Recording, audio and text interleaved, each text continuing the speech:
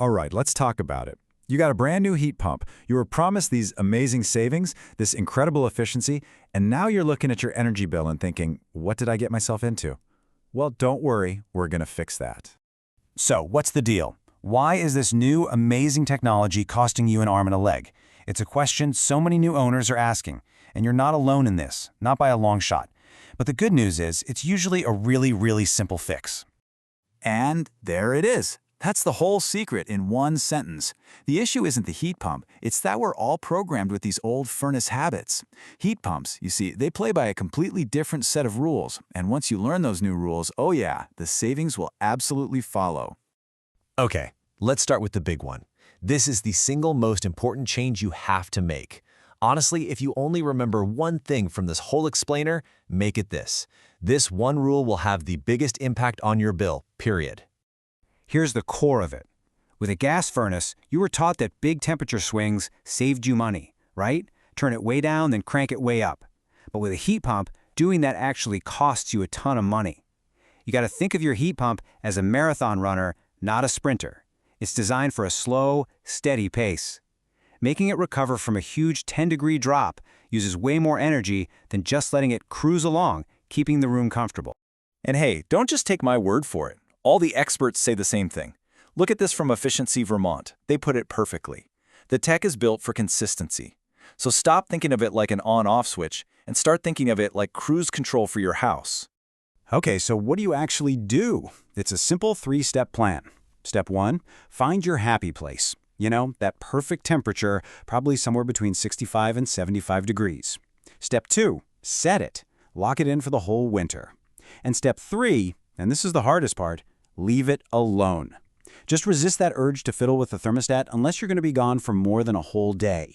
That's it. That's the whole set it and forget it rule. Now for the second thing that totally freaks out new heat pump owners, the noises. If you've heard that loud whoosh or seen what looks like a cloud of steam pouring off your outdoor unit, you've probably thought, is this thing about to explode? No, it's not. Let's talk about something called defrost mode. I'm serious, do not panic. That loud noise, the fact that the heat pauses for a bit, that puff of steam, it's all part of a perfectly normal and actually pretty clever process that keeps your unit running like a champ when it's cold out. So what's actually happening out there?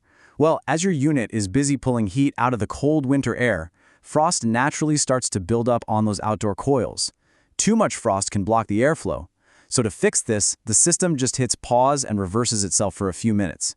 It sends warm refrigerant outside to melt all that frost away. The whole show is over in like 5 to 15 minutes, and then it gets right back to work heating your home. You'll see this happen a lot more when it's cold and damp. So what's the bottom line here?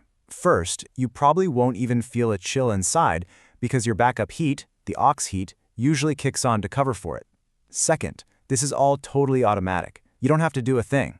And most importantly, if you see that big cloud of steam, give your heat pump a little pat on the back. It's a great sign. It means your machine is taking care of itself just perfectly. Okay, this next part is huge. Let's talk about the single most expensive mistake you can make with a heat pump. We have to understand two very similar looking settings on your thermostat, aux and emergency heat. They sound the same, but trust me, they are absolutely not the same thing. First up, auxiliary heat, or AUX. Think of this as your heat pump's trusty sidekick. It kicks on automatically when it gets really cold outside, or during that defrost cycle we just talked about.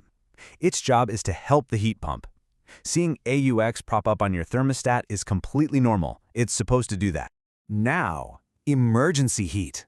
This is the opposite. This is a big red button you press yourself. When you turn this on, you are turning your super efficient heat pump completely off. You're firing the hero and running on a much less efficient backup system. It is only for true emergencies, like your outdoor unit is broken and you're waiting for the repair person to show up. Let's just put them head to head so it's crystal clear. AUX is automatic. Emergency heat is manual. AUX helps your heat pump. Emergency heat replaces it. Your system decides when to use AUX, you decide when to use emergency heat. But here's the most critical difference, the cost. One is a normal part of efficient operation, and the other is, well, extremely expensive. Just let that number sink in. 3 times more. Running your system on emergency heat by mistake can cost you about 3 times as much as running your heat pump normally. This is that expensive button you want to stay away from unless you have absolutely no other choice. So, when you boil it all down, this is really about a shift in thinking. It's about unlearning everything our old, noisy furnaces taught us. To really love your heat pump, you have to adopt a whole new mindset.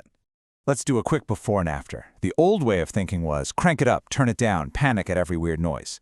The new heat pump mindset is be gentle, adjust slowly, find one perfect temperature and leave it there. And when you hear those swishing sounds, you just smile, because you know the machine is just doing its job. And if you're thinking, is all this new thinking really going to be worth it? Oh yeah, look at this. A 2024 study found that a staggering 95% of homes with modern cold climate heat pumps saved money on their bills. The savings are real, they are massive, and now you know exactly how to get them. So there you have it. The technology works, it saves a ton of money, and now you finally have the user manual. You're no longer confused by this new machine, you're the one in control. So the only real question left is, what are you going to do with all that extra cash?